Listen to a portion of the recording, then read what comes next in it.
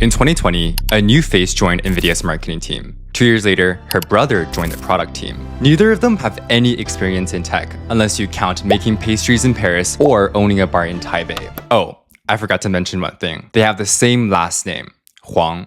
The son and daughter of Nvidia's billionaire founder Jensen Huang are now leading Nvidia's next big bet, physical AI.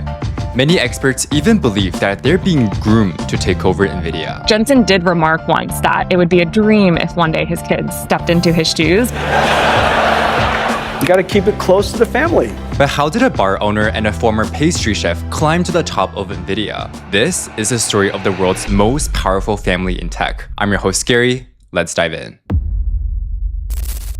Before we get to his kids, we have to talk about Jensen Huang because this man's lore is wild. Everyone knows that he's the founder and CEO of Nvidia, the world's largest company by market cap as of November 2025. He's also the 8th richest man in the world, with a net worth of over $165 billion. But did you know that he had a very tragic yet funny childhood? I did some serious research and here's what I found. Jensen was born and raised in Taiwan. At age 9, he moved to America to live with his aunt and uncle. However, because they were also recent immigrants, they accidentally enrolled him in Oneida Baptist Institute, thinking that it was a fancy boarding school when, in reality, it was a religious reform academy for troubled youth. We went to a school that included a lot of chores. Oneida Baptist Institute. At school, Jensen was beaten and bullied every single day because he didn't speak English. His roommate was a 17-year-old who was illiterate and covered in tattoos and knife scars, and he had to clean the toilets. Apparently, it was a pretty traumatic experience.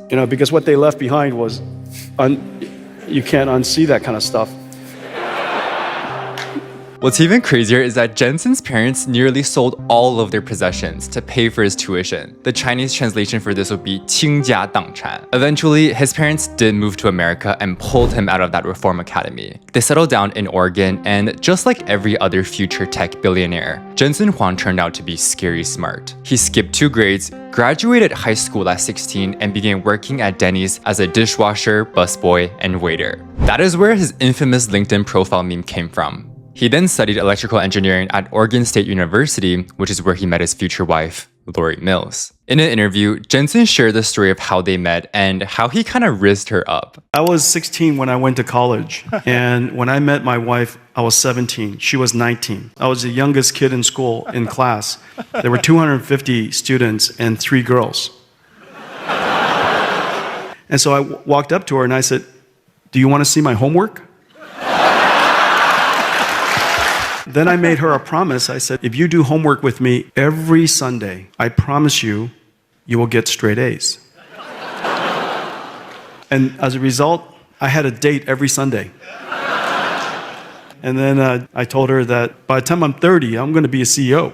And then we got married. That's right. 5 years after they met, Lori Mills officially became Lori Huang, which is the first time that I've ever seen a white woman with a Chinese last name. Anyways, together they had 2 kids, their son Spencer in 1991 and their daughter Madison in 1992. At this point, Jensen hasn't started Nvidia yet, so picture this. 2 young kids living at home, a startup idea formulating in his head, and a dad who casually promised his college girlfriend that he'd be a CEO by age 30. Spoiler alert, he did it. My first official day of work was my 30th birthday, February 17th. And now, one of his children might be next. Let's begin with the eldest son, Spencer Huang. Unlike his dad, Spencer was born and raised in the United States. For university, he went to Columbia College Chicago and majored in marketing and cultural studies. So yeah, not computer chips, culture. After graduating, he moved to Taiwan for a year to study Mandarin at National Taiwan University. It feels like he really wants to connect with his roots and learn some Chinese, or at least know enough Mandarin to be able to order bubble tea without embarrassing himself. In 2013, Spencer co-founded R&D Cocktail Lab, which is a moody cocktail bar in downtown Taipei. What's actually kind of wholesome is that on his LinkedIn, Spencer wrote 3 whole paragraphs about this experience. He talked about how it became one of Asia's top 50 bars and how they grew 30% year over year. It really does feel like he poured his heart and soul into that bar, pun intended. However, in 2021, after nearly a decade, the bar quietly closed. To this day, we don't know why, but I have a theory. Picture this. The year is 2019 and Spencer is in his bar. It's 1 a.m., all the customers have left and he's just by himself cleaning the countertop. And as he's cleaning, an intrusive thought entered his head. Wait, why am I busting my ass cleaning countertops and pouring drinks for other people when I could be working at Nvidia? I mean, I heard it's pretty competitive, but my dad can probably get me in there. After all, we're family. We're all in the industry. The issue is, most of Spencer's experiences lies in mixing cocktails instead of designing chips. So if he wants to join Nvidia, he's gonna need some credentials. In 2019, Spencer and Madison enrolled in a short MIT course called Artificial Intelligence: Implications for Business Strategy. It's basically a 6-week online crash course on AI, and for $3,800, anyone can take it. And in 2021, after closing his bar, Spencer went all in. He got into NYU's MBA program, specializing in machine learning and tech product management. According to reports, he kept a really low profile during his MBA. Nobody knew that his dad was Jensen Huang, until one day, he was in a group project where they had to look up Jensen's Wikipedia page, and someone noticed a familiar name. Imagine how crazy that is. You'll be like, wait, is your dad Jensen Huang? And he'd be like, I think so, yeah. Pretty sure he is. During his MBA, Spencer also interned at a few places like Ford, Pfizer, Omni Technologies as an MBA consultant. After graduating in 2022, Spencer officially joined Nvidia as a product manager on the Isaac Sim Cloud team, which is basically a virtual world for robots. Built on Nvidia's Omniverse platform, Isaac Sim combines immersive, physically accurate, photorealistic environments with complex virtual robots. So imagine a super realistic video game where you can build and train robots without ever touching real hardware. You can drop a robot into a digital warehouse, teach it to pick up boxes, and test how it moves, all done virtually. That's Isaac Sim. It runs on Nvidia's powerful GPUs and lets engineers simulate thousands of robots at once, all before they're built in real life. A year later, Spencer got promoted to lead the robotics simulation and scaling team. And today, he's a product line manager for robotics, overseeing 3 departments: Isaac, Groot, and Osmo. Think of these like 3 different pillars. Isaac is a simulation playground where robots learn. Groot is Nvidia's new robot foundation model, which is basically an AI brain that can teach different robots how to understand the world. And Osmo is a system that connects it all together, managing data, scaling workloads, and letting everything run smoothly. To be fair, Spencer is not holding a very senior position in the company yet. However, his role is very, very critical. Right now, Nvidia is heavily focused on embodied AI and considers it the next wave of artificial intelligence. Everything that moves will be robotic someday, and it will be soon. Besides leading Nvidia's newest innovations, Spencer is also making a lot of money. As of 2024, according to SEC filings, he made at least $530,000. But here's my biggest question. What made him decide to close his bar and join Nvidia? In a recent interview with TVBS, Spencer discussed why him and his sister didn't go straight into tech. And the reason was because we grew up with engineers. And so, a little bit of it was we should learn what is it like to be in another field, to learn how to work hard and to accomplish something somewhere else. And it just happened that both of us were really interested in hospitality and food. And then, over time, we realized, okay, well, we'd really like to start coming back towards technology. He also discussed what it's like to work for his dad. When we're working, he's just our boss. And so it's hard some days and it's easy other days, but it's gratifying every other. I think everyone has pressure being an Asian person's kid. I don't know any Asian kid that is not pressured by their family. So it's unfair to say. From this interview, we can see 2 things. Number 1, Spencer is very connected to his Asian side.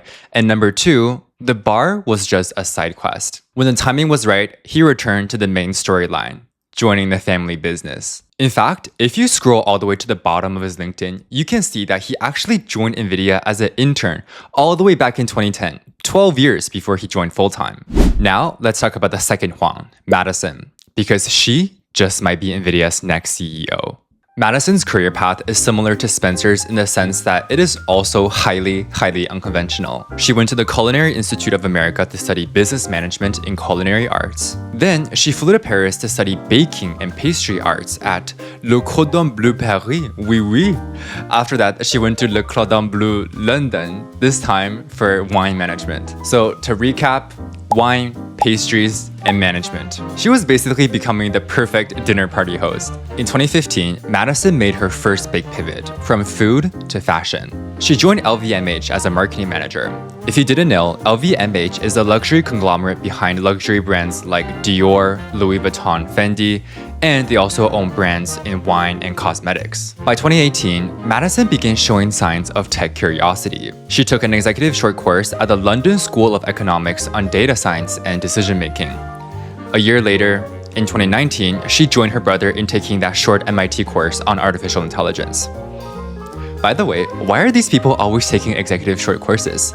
Like, what's going on? That same year, she got accepted into the MBA program at London Business School, specializing in marketing and strategy. In the summer of 2020, during her MBA, Madison joined Nvidia as an enterprise marketing and strategy intern. 4 months later, she was hired full-time as the campaign marketing manager for Nvidia Omniverse, which is actually directly related to the robotics work that Spencer does. And then, things escalated fast. She became a product marketing manager, then senior product marketing manager, then director, and now senior director of robotics and Nvidia Omniverse. In less than 5 years, she went from being an intern all the way to senior director. Let's just sit with that for a second. Her estimated salary increased just as quickly. She went from making $160,000 in 2021 to making $1.1 million in 2024, a 600% increase in just 4 years. That's almost as fast as Nvidia's stock growth. What's even more impressive is that Madison has reached the upper echelon of Nvidia executives. It is a group of executives called the Band, and they basically travel with Jensen to different speaking events. Basically Jensen's innermost circle. If you ever wondered why Madison climbed through the ranks of Nvidia so quickly, the reason is actually pretty simple. According to many former Nvidia employees, Madison has star energy. She's known for working long hours, replying to emails within minutes, and not being afraid to call people out during meetings. In other words, she is intense, hardo, sweaty. I don't know about you, but to me, this feels like someone is getting ready for a succession war. But before that, she has to deal with some PR issues first. As Spencer and Madison rose through the ranks at Nvidia, people began to notice. On August 8, 2025, The Information published an article called "Nvidia's Quiet Rising Stars, the son and daughter of billionaire founder Jensen Huang." Within days, other outlets picked up on the story. On social media, accounts like Entrepreneurs on IG are making posts like, "Jensen Huang's children pursue their passions but ultimately decided to work at Nvidia." And the comments on that post were absolutely ruthless. People were commenting things like, "Great spawn point. When your passion doesn't pay as well as your father's, LOL. Zero experience whatsoever in the industry, nor relevant education, yet holding senior lead positions. Sounds like nepotism to me."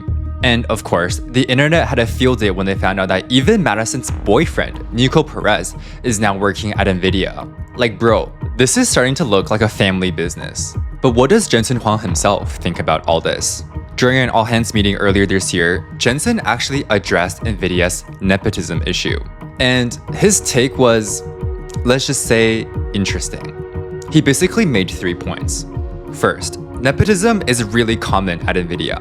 Everyone does it. Apparently, many executives at Nvidia have family members working at the company. For example, the son of Nvidia co-founder Chris Malachowski, Spencer Malachowski, is now a senior manager of AI operations. And many executives will get their kids to intern at Nvidia in the summer. Damn, I wish that was me. Second, nepotism is not necessarily a bad thing. As we know, Nvidia is a very fast-paced and intellectually stimulating environment.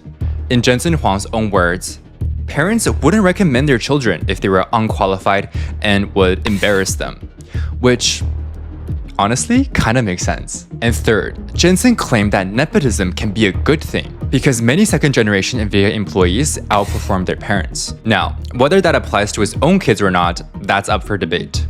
However, according to many insider sources, Spencer and Madison do seem to be pulling their weight. Former Nvidia VP Greg Estes told The Information that the identity of Jensen Huang's children cannot be ignored. It is natural for anyone meeting them to be aware of that. But the key point is that both of them work very hard, excel in their fields, and have a deep attachment to the company. And honestly, that is what makes this story so interesting. Nepo babies that work hard and are good at their jobs, it is not hard to figure out who's going to be the next CEO of Nvidia. But the real question is, who do you think will be the next CEO of Nvidia? Leave a comment down below and let's chat. I'm your host, Gary, and I'll see you guys in the next one.